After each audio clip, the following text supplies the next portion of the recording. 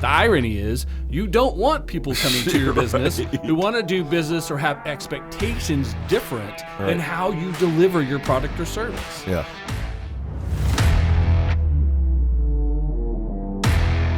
Welcome to the Golden Group Neo Marketing Podcast, a bi-weekly discussion of best practices, latest trends, and modern techniques for professional business communication, including advertising, marketing, digital channels, social media, public relations, and alternative options.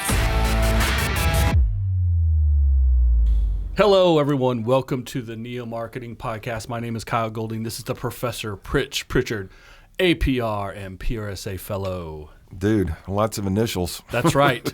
Also, a career veteran of the Navy. Yes, sir. Started as a pilot and then, of course, spent a great amount of time and experience in public information as a public information officer. At some point, we're going to have a podcast about what's happening with Russia and Ukraine. And even though we're not in a hot war with them, Right. There still has to be a lot of preparation, a lot of protocols, a lot of conversations that our military communication professionals are going through. I would love your perspective on that sometime. Yeah, we'll do that. All right, there you go, folks. A future episode coming up, leaning into the experience of Pritch. So today, we're going to talk about messing up. We're going to talk about mistakes. We're going to talk about all the things that startups and small businesses do that just drive me crazy. They do things wrong. They don't put the right effort in. They make mistakes. And it's a bunch of little things that eventually add up to dilute any sort of brand or marketing presence they're trying to create. Right.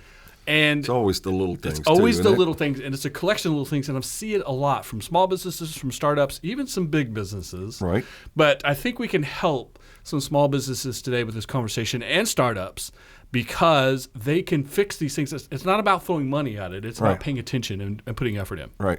So let's start right off the bat with the most basic of basics. You can't have a business that doesn't have a website and emails with the same domain of the name of your business. Okay? You can't run Bob's Burger Shop on a Hotmail account. Well, first of all, is Hotmail still around? It's still a thing. It is still a thing. Okay. Get off of Hotmail. Get off of Hotmail. But you also should be on a Yahoo, or a Google, even a Google. It shouldn't be Pritch at Google dot whatever to run your business. It should be if it's I like the idea of you having a burger place, right? Bob's Big Burgers is supposed to be Big Bob Burger, right? Big Bob's Big Burgers. You should own that domain. Right. You should own the URL. Right. You should have your email addresses. It should be the boss. It should be chef. It should be information. It should be contact at. All of those things. Big Bob's at. You should have a legitimate phone number. Right. And if you don't, you can't, but come on, you do, right? If you don't have a landline, if you want to operate off a cell phone, that's fine. A lot of businesses are operating off cell phones and being mobile and being virtual these days. Right.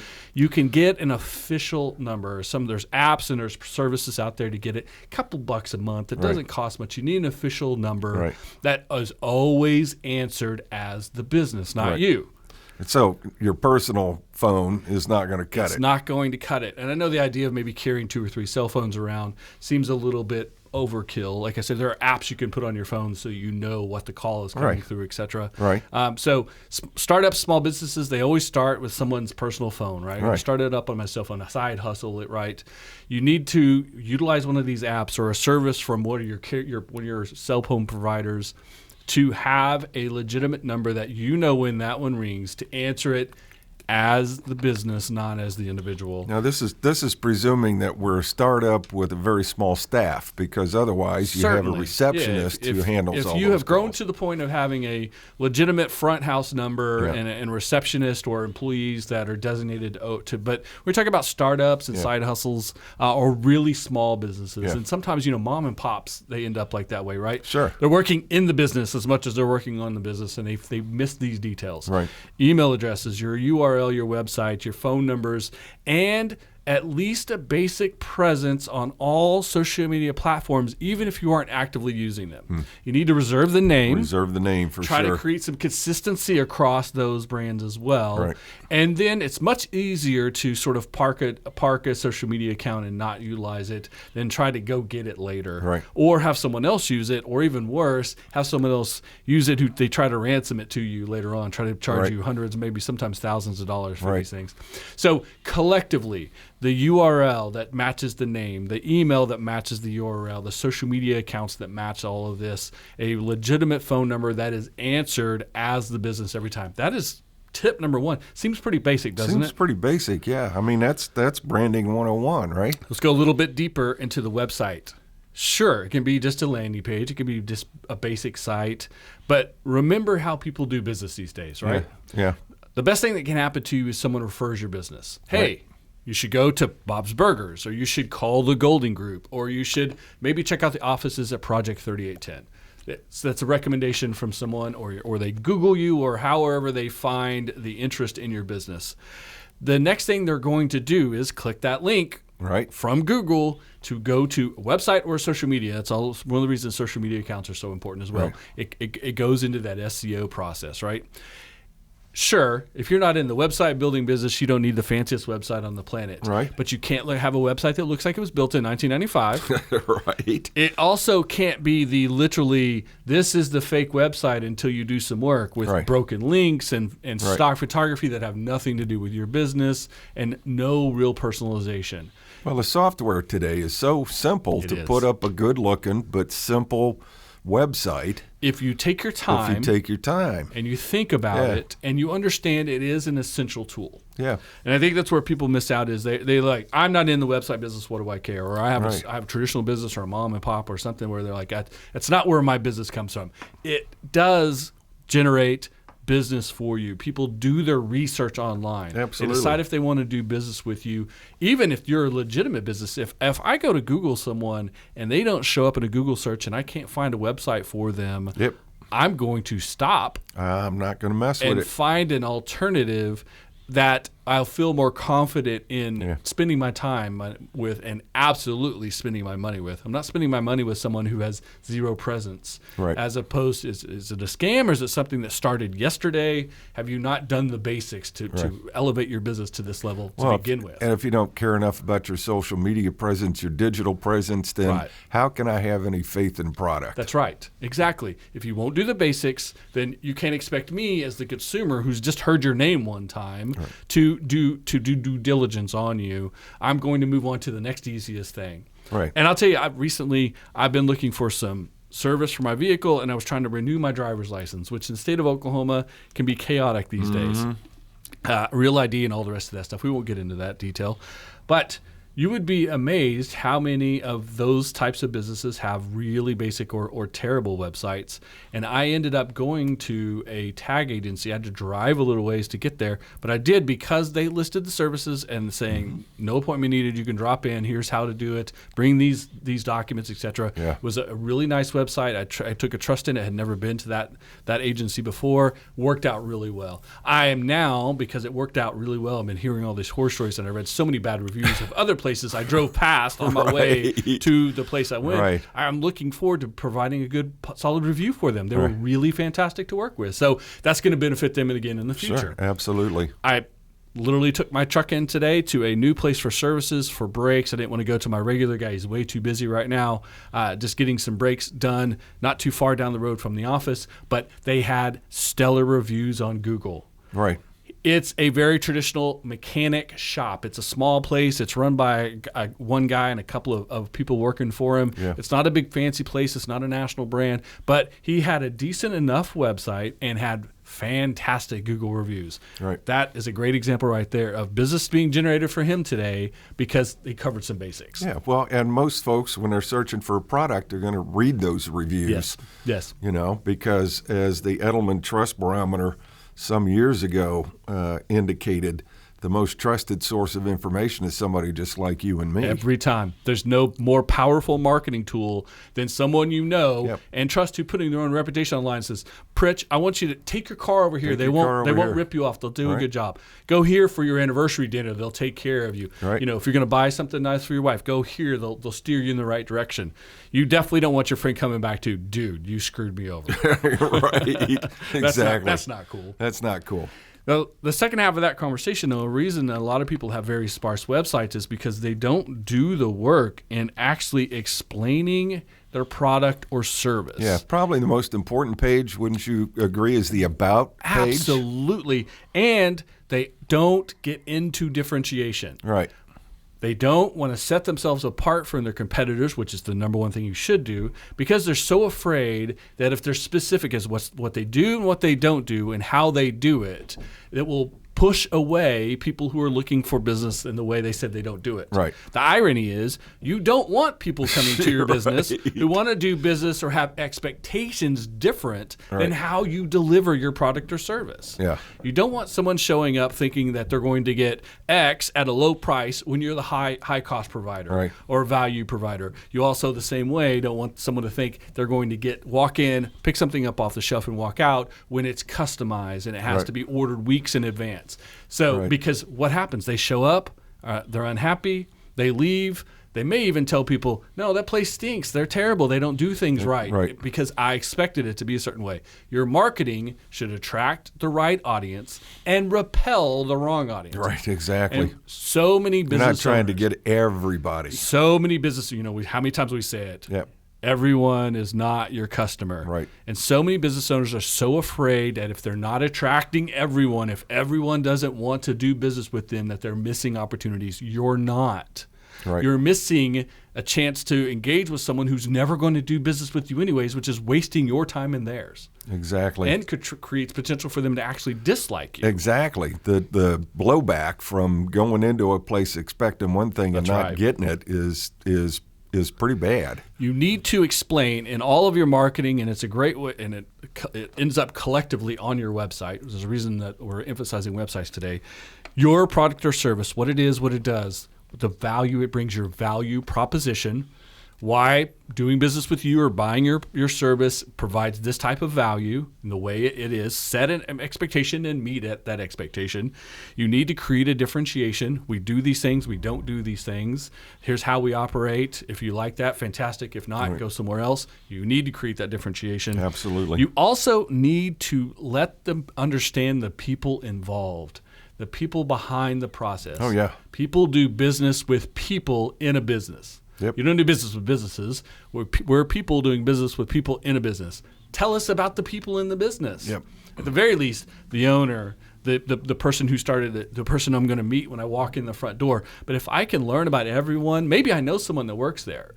Maybe I know someone who has a relationship with someone there, or I just can trust that's a real business that's established, not a fly-by-night, not a scam operation, because I could see the people involved, and as I walk in the door now, I've got an expectation, and they meet the expectation because they are the people that you've told me about on your website, your social media, and your other marketing. And you can do that in very creative ways. I'm a woodworker, as you know, like to make furniture. Right. It's hard to find the right kind of wood around here, so I order through Woodworker's Source. Okay. And they're great, because they'll send me a note when my order is being processed, and they'll tell me who it is that's processing it.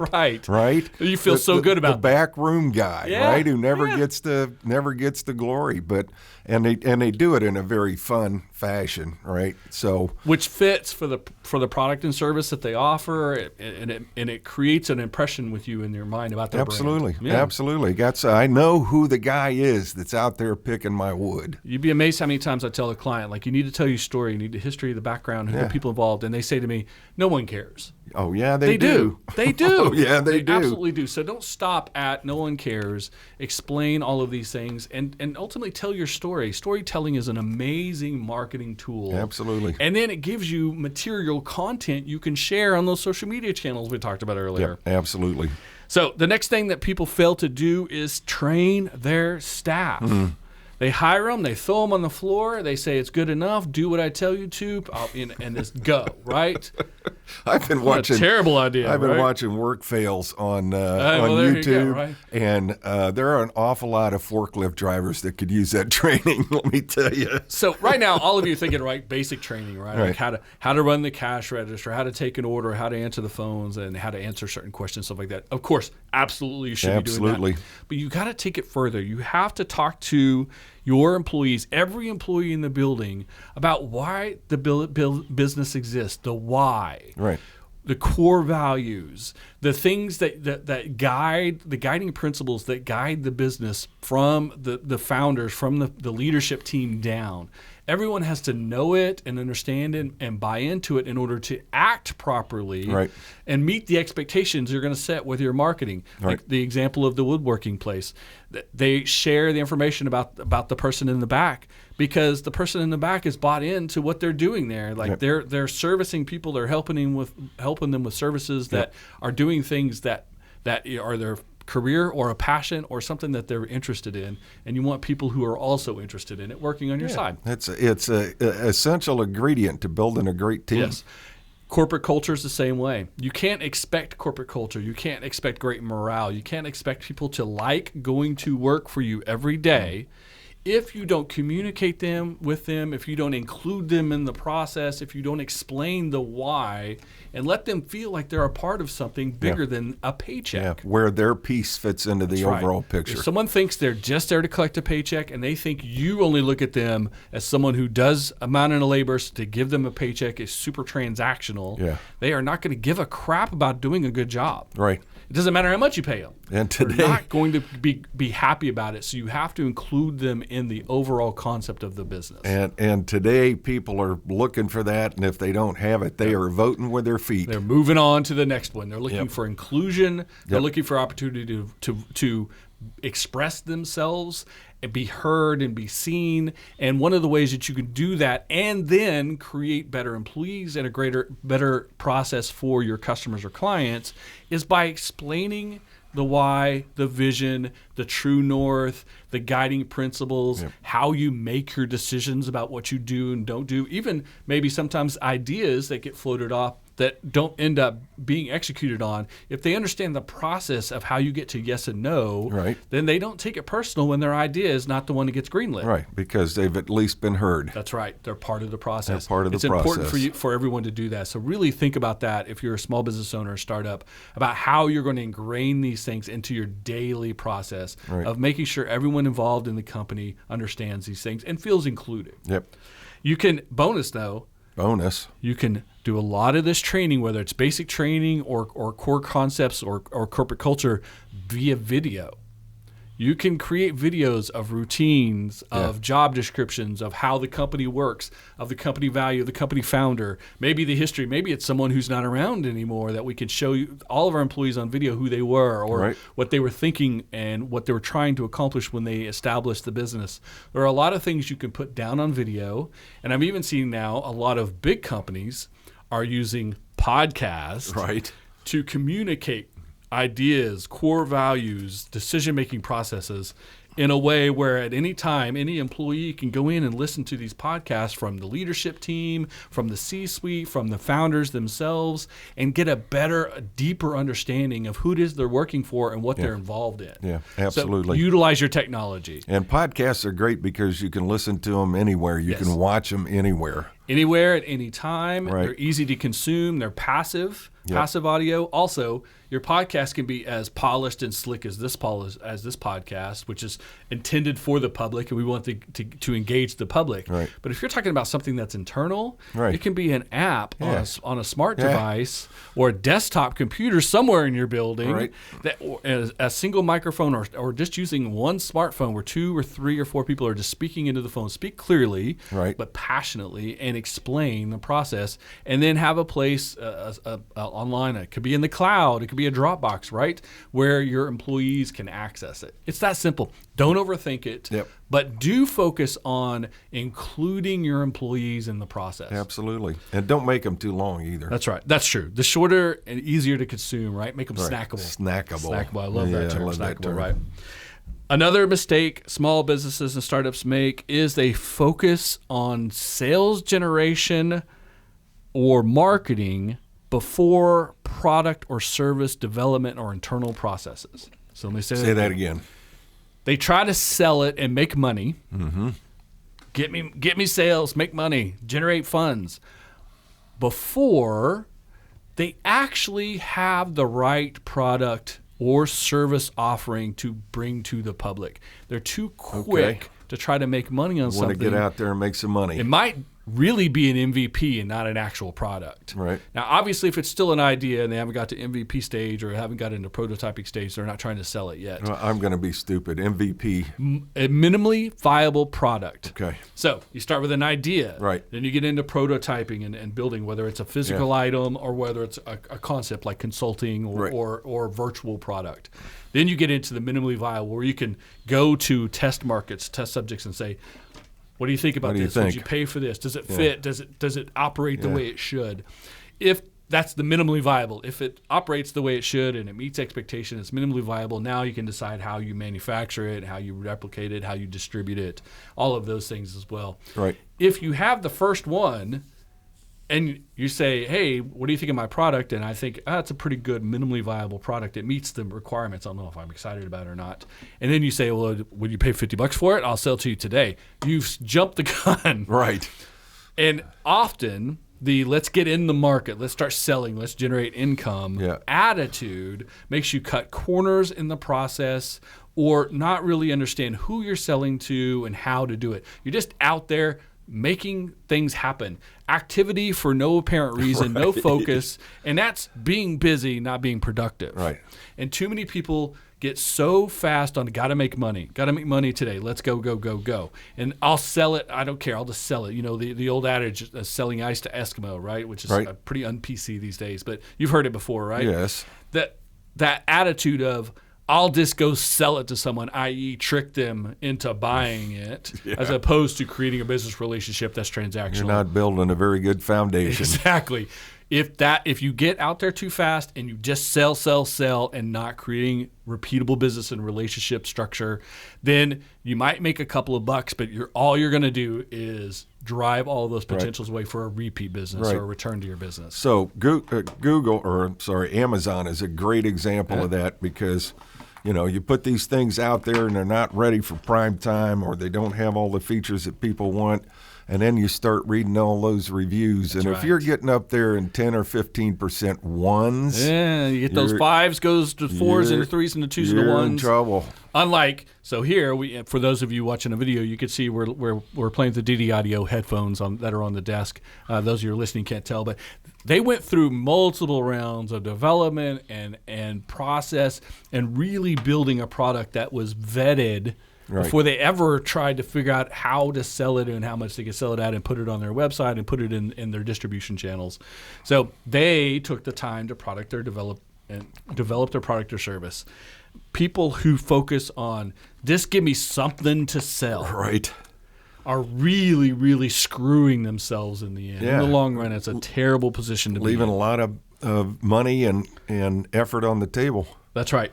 Now, the follow-up to that, though, is the reason they do that, and the next round of mistakes that small businesses and startups make is they make a lot of assumptions. They assume because they think a way or they feel a way or they react to something that the entire public will do the same as them. Right. Which is a terrible way about going about things. Typically, it's the CEO, right? The owner, the founder, the CEO. I like it when it's blue. Let's make it blue. Right. Doesn't guarantee everyone else wants it in blue or green or purple or what size it is or I would pay. This is another one I hear all the time, right? Well, I'd pay $200 for that. Right. Well, that's fine. Will millions of people pay $200 for it, or is $110 their ceiling? You don't know until you go through this process and rebut the assumptions. Yeah. Don't let the assumptions drive the process. Let the consumer, let the audience, let the process make your decisions for you. Well, they're forgetting the most vital step one, and it starts with a capital R. Research. So you got to figure out what your audience wants. You have to deliver it the way the audience wants it at a price point and distribution channel, and all of those things are decided by the audience. How do you know? You ask them. You do the research. You also, when it gets into marketing, people make assumptions that everyone just gets it the way you get it. Right. Of course, you know it, you understand it, you believe in it, you live like it, you've been living it. Okay, you right? hatched it. It came out of your So brain. you can't just say, hey, this product is better than everything else in the market. Right. Why? Says who? And not about being better, it's about being different, right? Creating differentiation. So you can't assume everyone is going to get it the way that you do. You can't assume everyone's going to like it the way you do, or even like it at all just because you do. Right.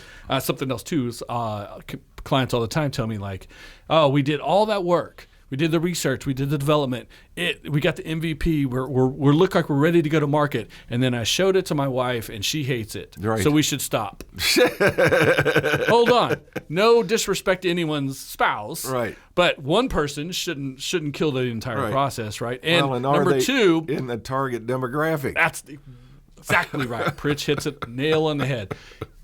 That's fine if your wife is the definition of our demographic. Right. If she is the target audience, she's our primary target audience, and she doesn't like it. She doesn't get it. She thinks that something's wrong about it. Then we have a problem. We go back to our research process. Yep. Don't veto anything. Right. Just get back into your process. Right. Now, if it's a product made for a middle-aged man, and your wife is not a middle-aged man, she's a female, or she's someone who doesn't consume the product that we're trying to develop because we have a different audience, then I don't care if she likes it or not. Right. It goes back to differentiation. It goes back to everyone is not your client. Right.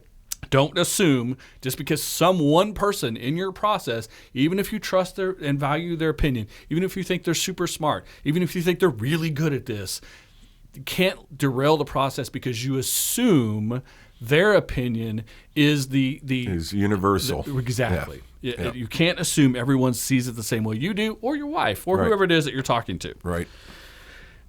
Also, many people assume, they make this assumption and they're wrong. I'll tell you why. They assume that social media doesn't apply to them. Right. They assume that their product or service isn't a social media product. It's not for the kids. You know who's using social media these days? Everybody. Not just kids, everybody. Right. Your great-grandmother is on Facebook. Everybody is on Twitter or Instagram. Now, not everyone's on TikTok, but more people than you would think. Yep. More adults, more parents than you would think. And in fact, I just saw last night there are Ukrainians teaching other Ukrainians how to steal Russian tanks via TikTok. I watched the video last night. A tank operator shot a video in a tank of her taking the Russian tank, right, and she showed how to start it, how to drive it, how to steer it via TikTok videos. Congratulations, TikTok, on saving the Ukrainians from the Russians. Absolutely. I appreciate that very much.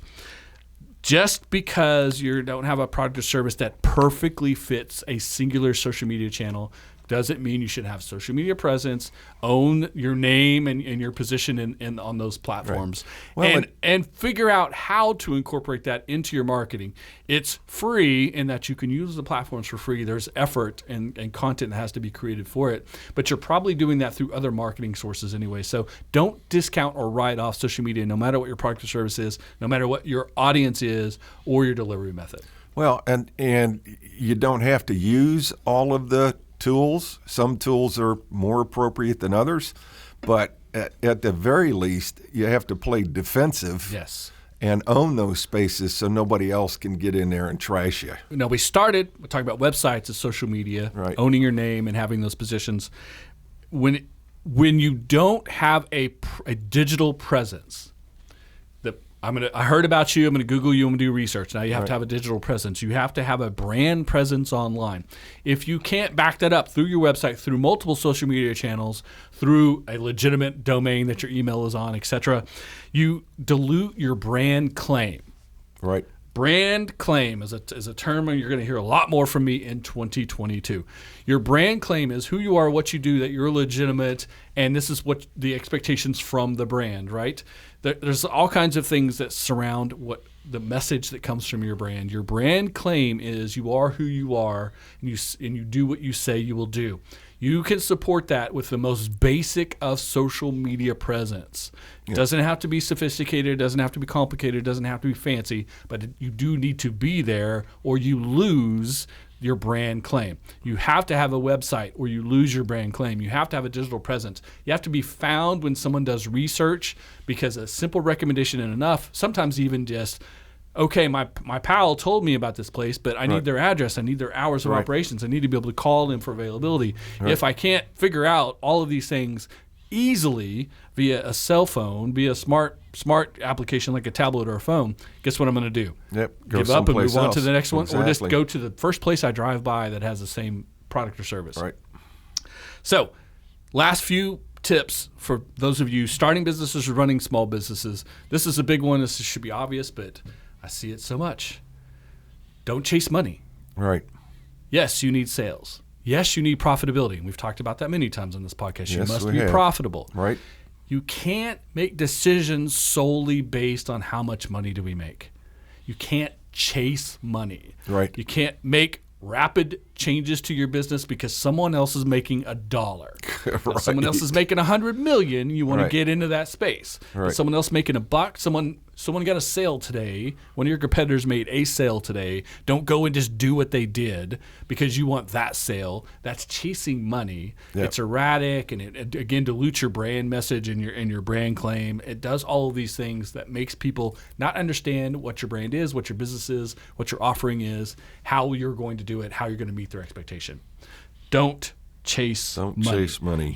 Those short-term decisions will dilute and eventually kill the long-term brand presence. Mm-hmm. Don't do it. Be patient. Oh my gosh. It sounds simple.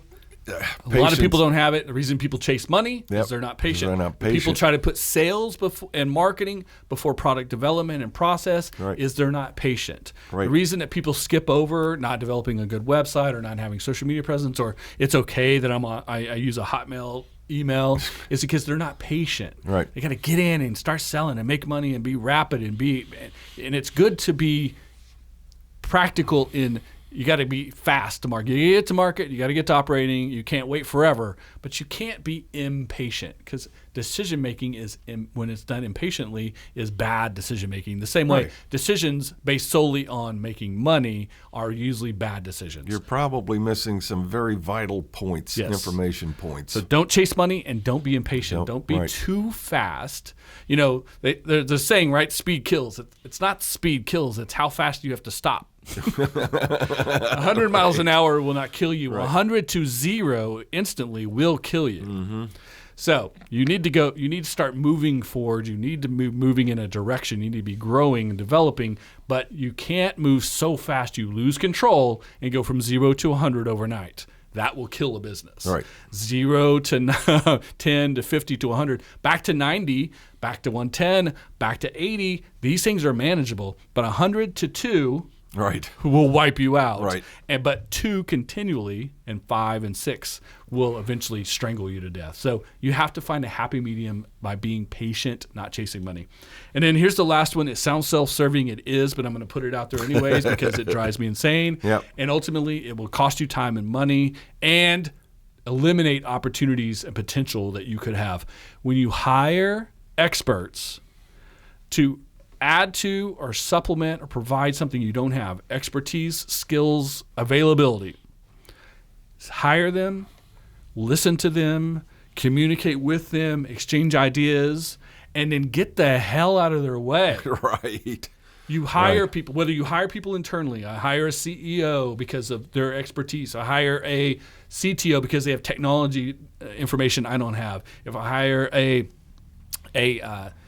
accountant, if I hire a bookkeeper, if I hire an HR professional, if I hire people with degrees or experience different than me, I need to give them the tools to be successful. I need to, as the leader, to give them direction, but I also need to listen to what they're telling me through their expertise. Absolutely. But when you hire a third party, Yep. when hire a marketing expert, hire a development consultant, you hire a project manager, you hire someone because you need what they have, expertise, skills, bandwidth, etc., at a specific time.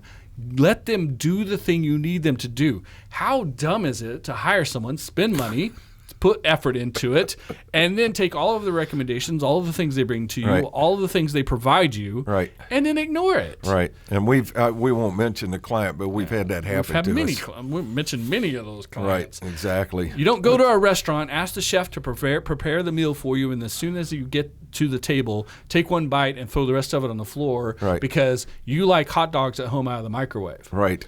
Well, you should have stayed home and made microwave hot dogs. Right. As opposed to spending the time, spending the money, and have someone providing you something that's expertly crafted that you then ignore because it isn't exactly what you thought it was going to be going in. Right. That's business, right? How many times do we talk about businesses adopt, change? It goes against your preconceived notions. That's right. So that's why you needed the expert. That's exactly why you need the expert. You're bringing in experts, typically third party, because you've hit a plateau, you've hit a wall. There's something you need to get to the next level. There's things you're missing. There's expertise you're missing or skill set that you're missing. Let them bring it.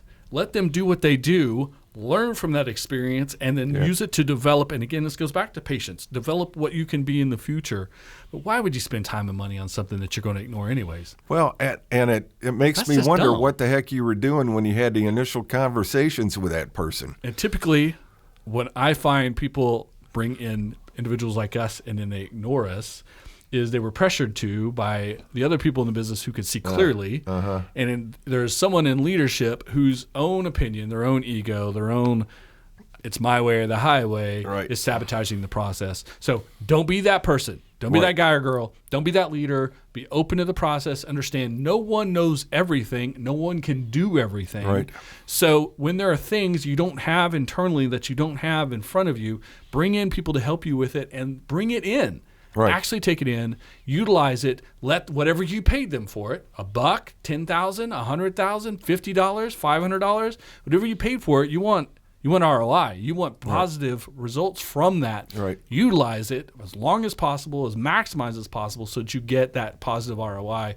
And then who knows what the future looks like 6 months, a year, 2 years from now, what your business needs are. But in today, when you bring that expert in, listen to them.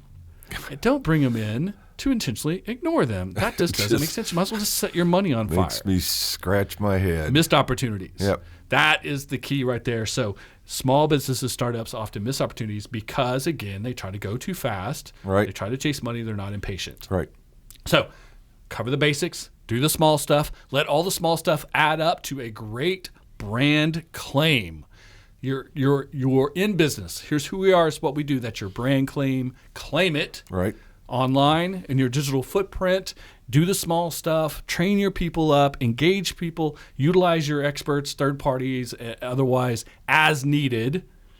And you have really great potential to have a successful business. Absolutely. There it is. There you go, folks. There it is. Some simple things, but some really important things. So they all add up. Listen to all of those notes. Think about what you're doing well, things you could do better, and how the small stuff adds up to the big picture of what your brand claim is, what your brand represents, who wants to do business with you, who wants to work with you, and all the things that go into being successful. Bam. Here you go, folks. You go. Thank you guys so much for tuning in again to the Neo Marketing Podcast. We'll see you again in 2 weeks. For Pritch Pritchard, I'm Kyle Golding. Good luck. Ciao.